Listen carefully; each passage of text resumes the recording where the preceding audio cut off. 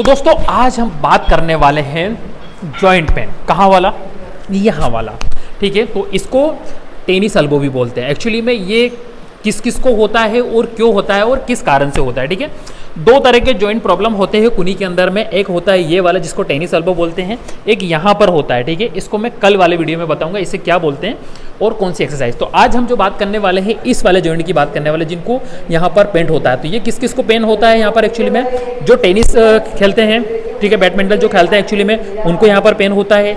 Gym वाले लड़कों को विशेष करके एक्चुअली में ये पेन होता है। हैवी परफॉर्म करते हैं तब भी उन्हें ये वाला जॉइंट का जो इशू है वो होता है। एक्चुअली में मुझे भी हुआ था, फिर मैं डॉक्टर के पास गया, एक अच्छा आर्थो के पास में गया। आर्थो ने मुझे ये वाली एक्सरसाइज बताई है, ठीक है, जो मैं आपके साथ में शेयर कर रहा हूँ। ठीक है, कुछ मेडिसिन भी थी, वो भी मैंने ली थी हालांकि, बट मेडिसिन मैंने तो सिर्फ 2-3 दिन ही ली थी और बंद कर दी थी। उसके बाद मैंने एक्सरसाइज करके अपनी जो पेन था मेरा वो धीरे धीरे फिर मैंने उससे खत्म किया। ठीक है, आम व्यक्ति को भी होता है। तो ये एक्सरसाइज जो मैं आज बताने वाला हूँ, इस वाली एक्सरसाइज से आपको ये वाला जो पेन है ये खत्म हो जाएगा।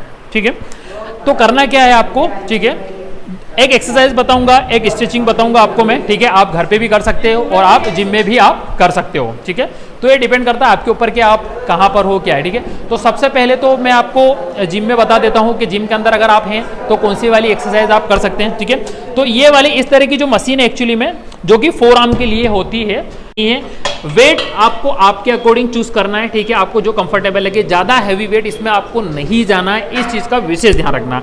हमें लाइट वेट से ये वाली एक्सरसाइज परफॉर्म करनी है। बिकॉज क्यों? क्योंकि हमें पेन खत्म करना है। ठीक है, इस तरह से ग्रिप रखना है और ऐसे कुनियों को रखना है। ठीक है, और इस तरह से परफॉर्म करना है, ये इस तरह से। ठीक है, ऊपर लाने के बाद हल्का सा होल्ड करना है, होल्ड करके फिर इसको धीरे से छोड़ना है। ठीक है, आप ऐसे भी खड़े हो सकते हो, ऐसे भी खड़े हो सकते हो, आपको जैसा ठीक लगे वैसे आप खड़े हो सकते हो। मुझे ऐसा ठीक लगता है इसलिए मैं ऐसे खड़े होता है। ठीक है, आपको इसके कम से कम 6 सेट आपको करने हैं, इस चीज़ का आपको ध्यान रखना है। 6 सेट। ठीक है, रेपिटेशन में आपको यहाँ नहीं बोलूँगा कि 15-16, आपको फेलियर तक जाना है। ठीक है, लास्ट फेलियर तक आपको जाना है हर सेट के अंदर। ठीक है, आप देखेंगे कि धीरे धीरे इस एक्सरसाइज से आपका ये वाला जो पेन है वो खत्म हो जाएगा। ठीक है, अंदर की बात, अगर आप जिम में नहीं हो, आप घर पे हो, तो घर पे आप क्या करोगे? ठीक है, तो आपको घर पे एक चीज का ध्यान रखना है,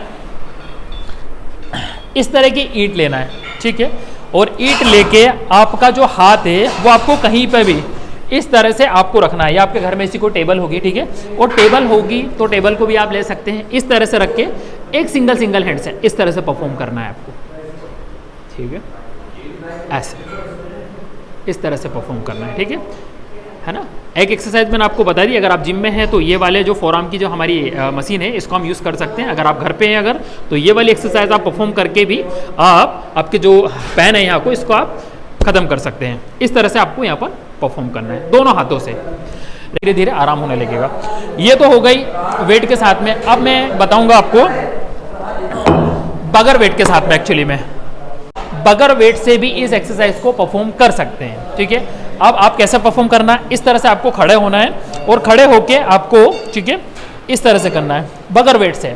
ये मैं उनके लिए बता रहा हूँ जिनकी ज़्यादा एज हो चुकी है, फिर भी अगर उनको यहाँ पर पेन अगर रहता है तो इस तरह वाले एक्सरसाइज को परफॉर्म कर सकते हैं। इस तरह से हमें मुट्ठी को अच्छे से बंद करना है टाइट, और इस तरह से हाथ को करना है इस तरह से।